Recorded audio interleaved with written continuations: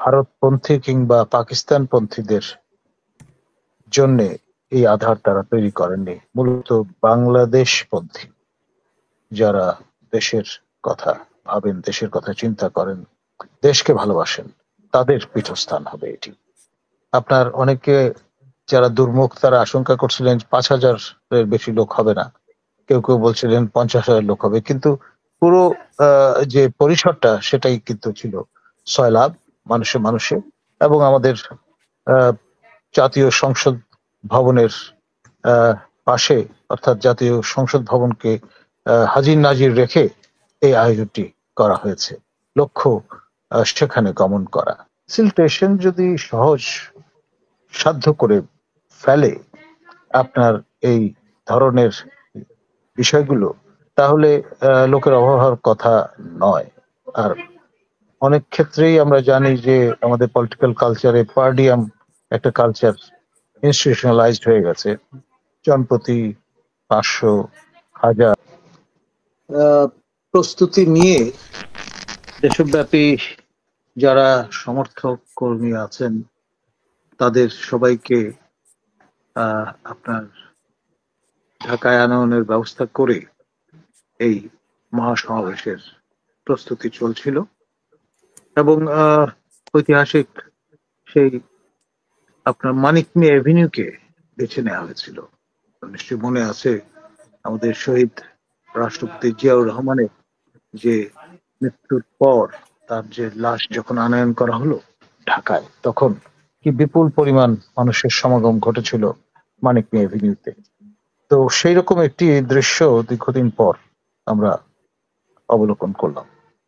আপনার এ মাথা থেকে ও মাথা, আপনার আদেল প্লাজা, যেটি জাহাঙ্গীর মোহাম্মদ আদেল একসময় ঢাকার ডেপুটি মেয়র ছিলেন, তার সুযোগ্য পুত্র তারেক আদেল, তার অফিস সেখানে, এবং আরং, সেখান থেকে সেই শেষ মাথায় আপনার যেটা ওই মাথায় উকি ঝুঁকি বাড়ছে সেই পর্তুগিজ যে চার্চ, ঢাকার সবচেয়ে পুরনো চার্চ, সেই দৃষ্টিসীমা পর্যন্ত খালি মানুষ আর মানুষ। এবং আমন্ত্রিত হয়ে আপনার বিএনপির প্রতিনিধি দল, জামায়াতের প্রতিনিধি দল, জোনায়েদ সাকি, এই ধরনের ব্যক্তিবর্গ তারা উপস্থিত ছিলেন।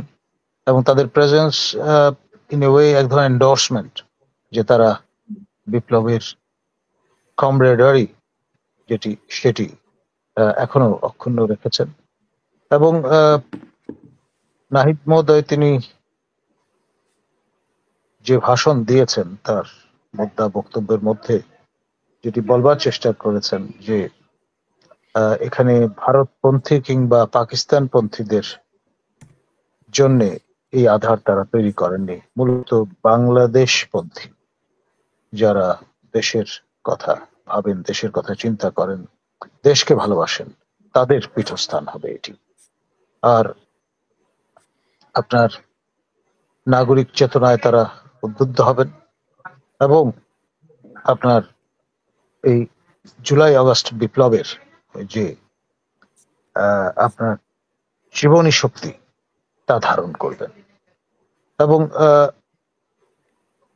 কোন কোন সাংবাদিকের সঙ্গে আমি কথা বলেছি অনানুষ্ঠানিকভাবে, তারা কেউ কেউ বলেছেন যে তাদের প্রত্যাশা ছিল যে আরো বেশি জ্বালাময়ী একটি ভাষণ তারা শুনতে পাবেন। তেমনটি তাদের কাছে মনে হয়নি। যেটাকে এক বক্তৃতায় জুলফিকার আলী ভুট্টো জাতীয়ভাবে পরিচিত হয়ে গিয়েছিলেন, তার পার্টি লঞ্চিং এর যে বক্তব্য ছিল সেই রকম। বা মরহুম শেখ মুজিবুর রহমান, তিনি তার 7ই মার্চের যে ভাষণ, তার সঙ্গে আগে পরে ভাষণের তুলনা হয় না। মানে এই ধরনের একটা ভাষণ তারা প্রত্যাশা করেছিলেন, কিন্তু সেইটি হয়েছে এমনটি তারা বলতে পারছেন না বা বলছেন না। তবে মেসেজ যা দেয়ার সেটি প্রদান করা হয়েছে এবং ইটস এ গুড স্টার্ট। আপনার অনেকে যারা দুর্মুখ তারা আশঙ্কা করছিলেন 5,000-এর বেশি লোক হবে না, কেউ কেউ বলছিলেন 50,000 লোক হবে, কিন্তু পুরো যে পরিসরটা সেটাই কিন্তু ছিল সয়লাব, মানুষে মানুষে, এবং আমাদের আহ, জাতীয় সংসদ ভবনের পাশে, অর্থাৎ জাতীয় সংসদ ভবনকে হাজির নাজির রেখে এই আয়োজনটি করা হয়েছে।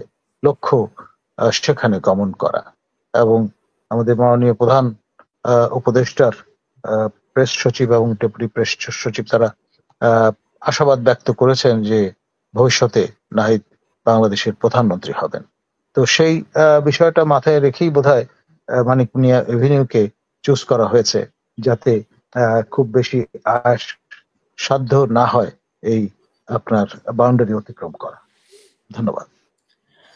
আমরা অনেকেই বলতে শুনেছি এতদিন, যদিও আলোচনায় ছিল বেশ কয়েক মাস ধরে, এই যে ছাত্রদের নতুন দল নিয়ে আসবে কি আসবে না, কবে আসবে, এরকম অনেক কথা। কিন্তু সেখানে বলা হয়েছিল যে ছাত্রদের সেরকম কোনো জনপ্রিয়তা নেই, জনগণ তাদের সাথে নেই, এবং তারা আন্দোলন করেছে, আন্দোলন করে তাদের শিক্ষাঙ্গনে ফেরত যাওয়া উচিত ছিল, এবং সেটাই জনগণ আশা করেছে। কিন্তু আজকে তো ভুল প্রমাণিত হলো।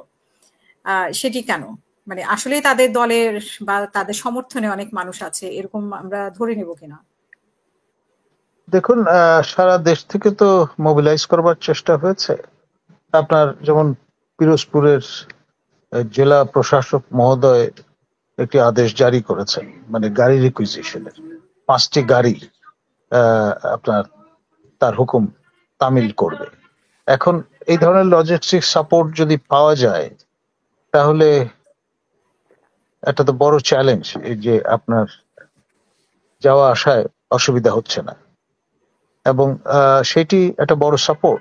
এটা তো একটা উদাহরণ, মানে আমাদের সামাজিক মাধ্যমে সর্বত্র এই আদেশটি ছড়িয়ে পড়েছে। এ ধরনের আদেশ ডেফিনেটলি অন্য জেলাগুলো থেকে হয়তোবা ইস্যু করা হয়েছে বা এসছে।